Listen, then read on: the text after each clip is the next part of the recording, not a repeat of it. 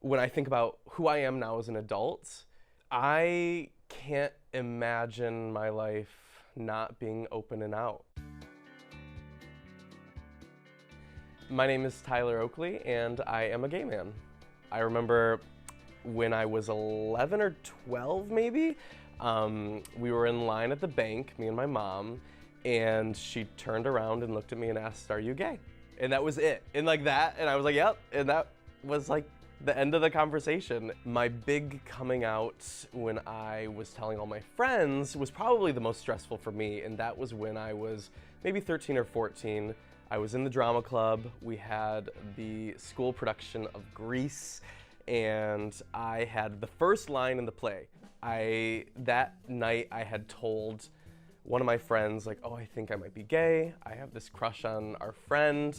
And I was in the green room putting on makeup, and she comes up to me and she goes, "I told him." And I was like furious. Of course, it was the school preview that day, and I knew that I had to go on stage. I had to deliver that first line, and I was freaking out. So I go out on stage, and the curtain was down, and I could hear all the rest of the school on the other side of the curtain. I was just thinking, who out there knows? I could hear everyone in the audience just chirping. If only I could know what they're talking about, because it feels like they're talking about me. That night, I called my buddy who she had told, expecting him to confess his love back to me, and that never happened, which is fine. But he told me that, nothing changes between us. We're still friends. And that was like almost a better reaction, because that's what I really needed, was a friend who got me, who understood me, who wasn't just tolerant, but accepted me for who I was. My mom and stepdad were really supportive. My friends at that point were really great. My school, my community was all wonderful. The one last person that I never told was my biological dad. I knew that he came from more of a conservative background, a more religious background that leaned a little bit less supportive of gay people. And I remember once we got dinner, I could tell something was up. He was ready to discuss something. We sat down and he just went right into it, and he said, "Somebody from the church sent me your MySpace," which is aging me, by the way. He was like, "Yeah, it said, interested in men. Is this true?" I think I was 15. I was still in high school. I was still figuring out boys and this and that. And so on top of all of me figuring out me, I had to defend this thing I didn't even get about myself to somebody that was questioning it.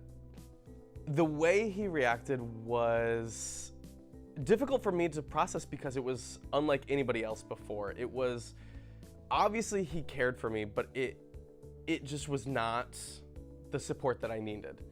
He said that we had enough money to fix this if I wanted to go to therapy, blah, blah, blah, blah, blah. And that I look back on and I realized that homophobia can sometimes really disguise itself as concern. And that concern, he thought, was out of a place of love.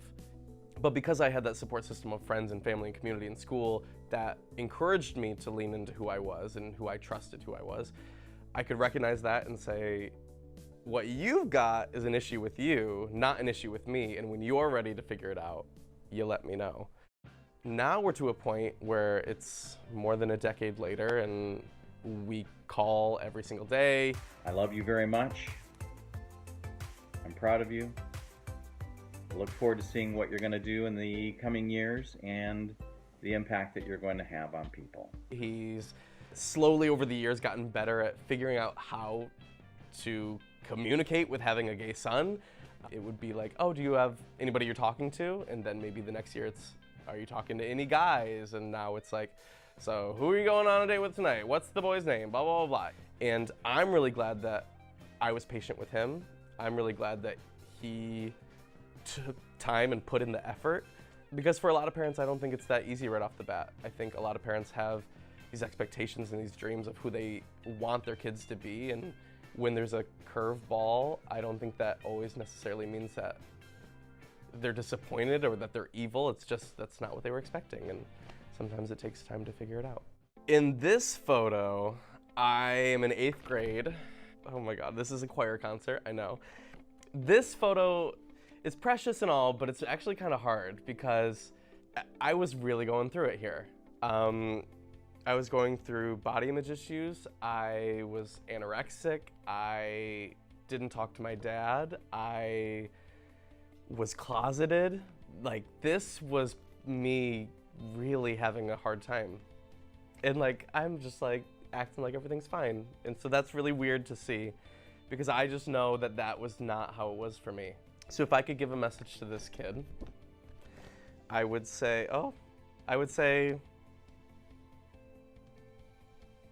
that everything will be that good, that you're projecting, that you want everyone to think everything is that good. It will get that good. My whole job is sharing me and sharing my life, and if I went into that job and I wasn't able to share a huge part of who I was, if I were hiding that huge part of me, I wouldn't be able to do that.